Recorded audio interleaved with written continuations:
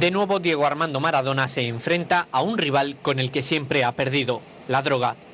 El exfutbolista llegó al aeropuerto José Martí de La Habana procedente de Argentina.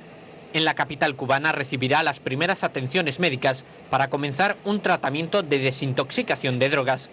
Maradona viajó con su médico personal, Alfredo Cae, su mujer, Claudia Villafañe, y su representante, Guillermo Coppola. Después de efectuarle los primeros análisis, los médicos cubanos decidirán si trasladan al Pelusa a las clínicas de El Cocal o El Quinqué, especializadas en este tipo de problemas. Maradona intenta explicar por qué eligió Cuba para superar su adicción a las drogas. Me decidió